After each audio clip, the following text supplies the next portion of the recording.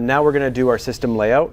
And so again, we talked about our holes being on the center line. And so what we want to do is we want to mark out our center line for all those fasteners. So this is the line where the fasteners will actually go into the structure. Perfect. So 1 3/8 is the magic number. So 1 3/8 from the exterior sheathing. And then basically we're going to make sure that we are into sufficient material on the bottom and into proper material on the top, which is the beam. Yep. So I'm going to start, I'm going to measure 1 3/8. I'm going to hook onto the exterior sheathing, and I'm going to mark 1 3/8 on the bottom surface, and I'm going to mark 1 3/8 on the bottom of the wall. Okay. I'm going to do that on both sides. So in this case, sheathing in this aluminum bar that we have are flush. Correct. If your step down to exterior is protruding or inset, you still go from the sheathing, not from the step down. Correct, unless your step down is inside your sheathing. Okay. And so that's the only problem, is because we're measuring 1 3/8 off that exterior sheathing. Right. And so if this step down is inside, you're not going to have enough material to go into. To drill down into. So typically what we'll do is we'll start at 1 3/8, check for proper material, and if required, we can always move that system towards the interior. Perfect. We never want to move it out farther. Okay. So 1 3/8 is always the minimum, and then we can increase that and come to the interior. So again, I'm going to mark my 1 3/8 on the bottom and on the side. All right. So I have my lower surface marks. Yep. And because we know we're sitting square plumb level, I know that at 1 3/8 in from the exterior sheathing, what's going to happen is I'm going to land in the center of the first ply of beam. So whether that's 2x, so it's a 2x10, a 2x12, or if it's a glue lam or LVL. If it's an LVL, I'm going to land in the center of that first 2-inch or 1 7/8 ply. If I'm going into 2x10, it's 1.5 inches, so I'm landing directly in the center of that beam. Okay. So we will snap this first lower line. So you can hold me there. And get as close to that outside wall as you can. Okay, and as we say, fingers bleeding. Good? Yep.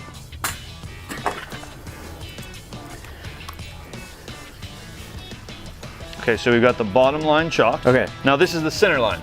Correct, that is the center line. That's where all our fasteners are going to be drilled. Okay. So the lower line is probably the most important to make sure that you're sitting square to the opening.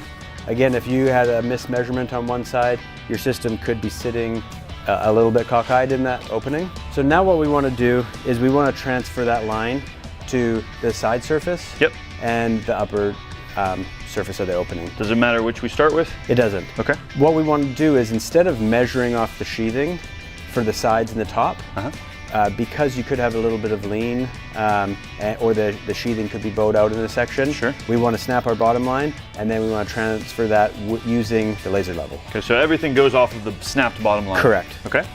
So I'm going to set up my laser level here, and what I like to do is start as close to this side of the opening as I can. Yep.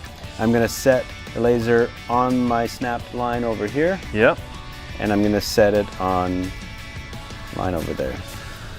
Now, if this is done properly, it should align with the mark that you made on the side already, right? That's correct. Okay. So the easiest way to check your laser line is basically just drop your finger. So drop your finger over top of the red line like that, and you should be able to see how the laser line matches up with your string or your chalk line. Perfect. So you feel good about that? I feel great. Okay.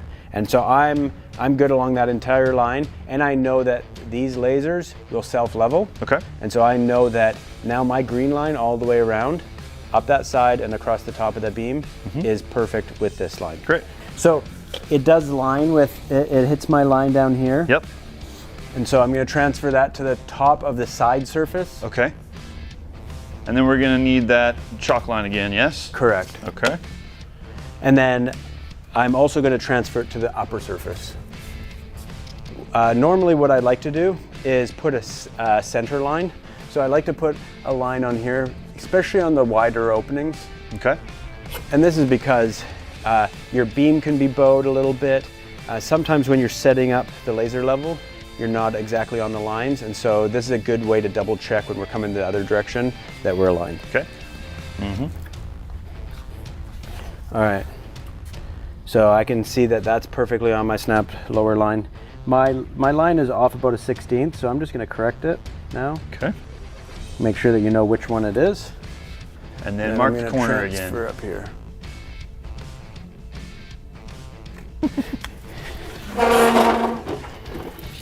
Hold on.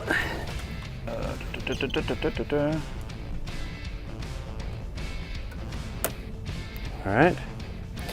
The other reason I like the red chalk is because it shows up really nice on that black zip flashing. So that's always helpful.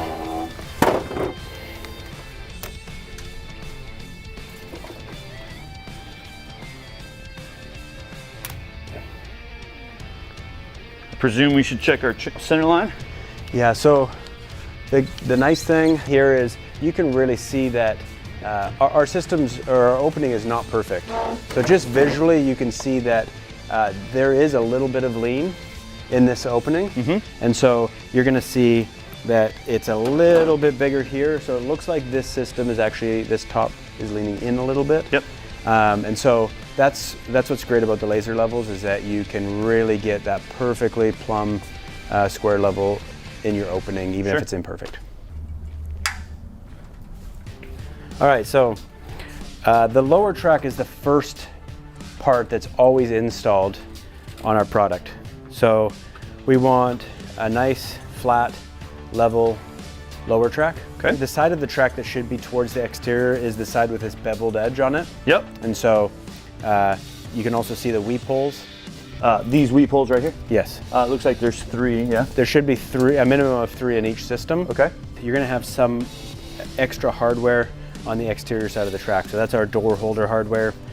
You can see that there should be no hardware protruding towards the interior side of the system. Okay, perfect. Cool. In every extrusion where fasteners are being put in, Yep. you're going to have a center line in those extrusions that you can align with your now snapped line. And so that makes it really, really easy to line up these tracks and make sure that your fasteners are going into the right place. So you can see basically that red snapped line. Correct. Looking down into the track. Yep, and you can just line it up with that center line in the track, and you know that that track is running perfectly straight. You can use that snap line and that center line to straighten them out. Okay.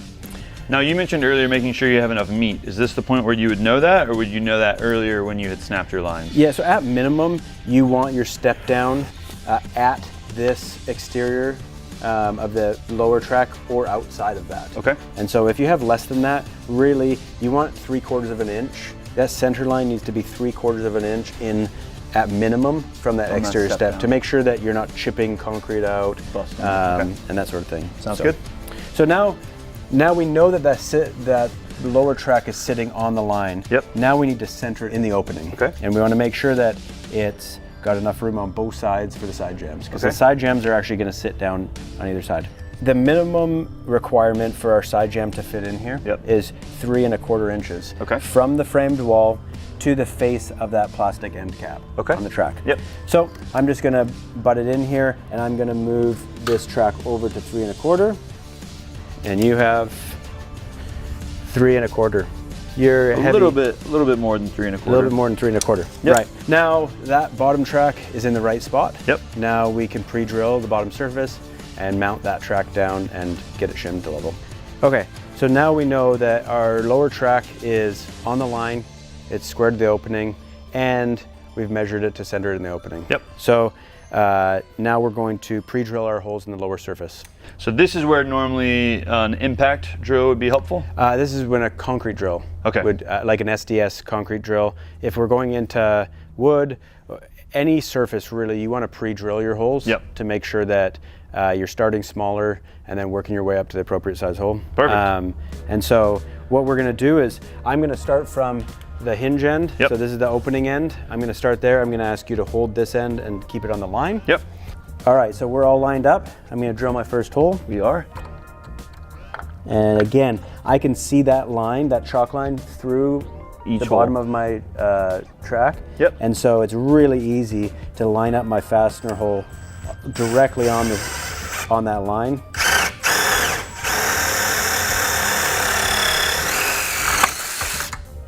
All right, we'll do the second one.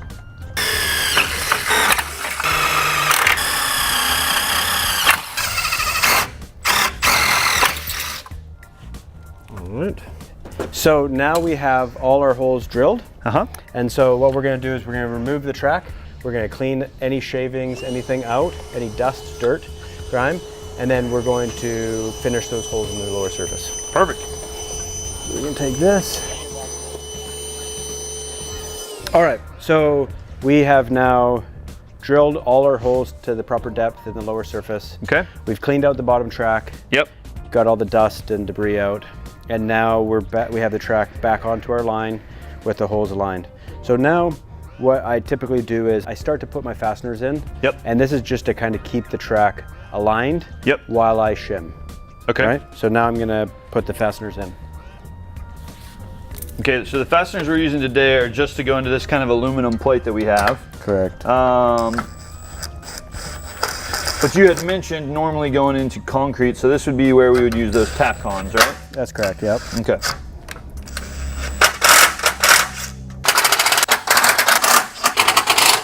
So now that the fasteners are in, I want to level the track, and I'm gonna start at the hinge end. So the fasteners are in, but they're not tightened all the way down. Correct. Okay. They're just gonna hold the track in proper alignment. Yep. And that way we can kind of still lift the track up a little bit to slide our shims underneath. Okay. So typically I'd like to have at least a 1/16 of an inch underneath my lower track, just to allow, if there's water sitting underneath there, it can migrate to the outside. Okay.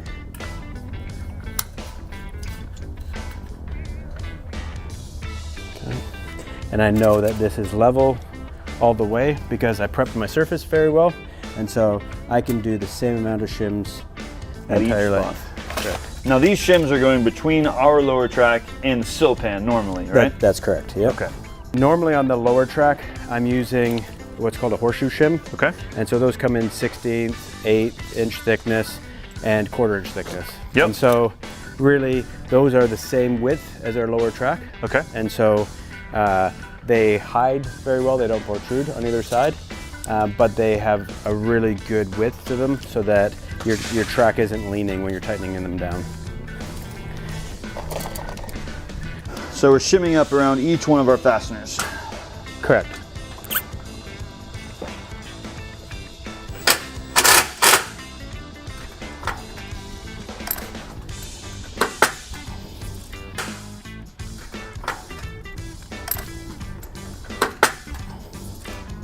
So now, as we fasten it down, what we want to do is we want to make sure that it's sitting level across the opening, but also that there's no lean interior to exterior. So a simple way to do it is to set up your laser level, and you can just measure off the top surface. Now, the reason I don't like this is that a lot of people don't know how to hold a tape perpendicular. Okay. Vertical. So it'll be on an angle, they'll be measuring off the wrong spot, there'll be a piece of dirt in there. And so what we want is we want something that measures that height consistently. So all I do is I use any offcut of wooden 2x4. So I want to make sure that we're down nice and tight. And what I'm going to do is I'm going to mark that level line on my 2x4. And then as I go along, I can just make sure that that hits the same laser spot. line. Yes, correct. Makes sense. Cool. So at this point, we've put shims in. We haven't tightened the fasteners down. Yeah. So now we're going to go along and tighten our fasteners, and then we'll double check the level. Perfect.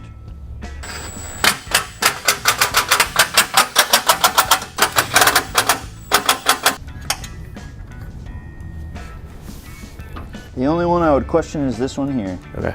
Needs to go down. The track needs to go down. Looks like it. Give this another little shot.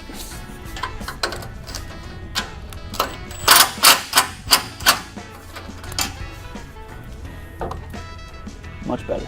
All right. Now we're going to want to check at each fastener location whether there's a lean to the interior, exterior using the torpedo level. So we're going to work our way along the track.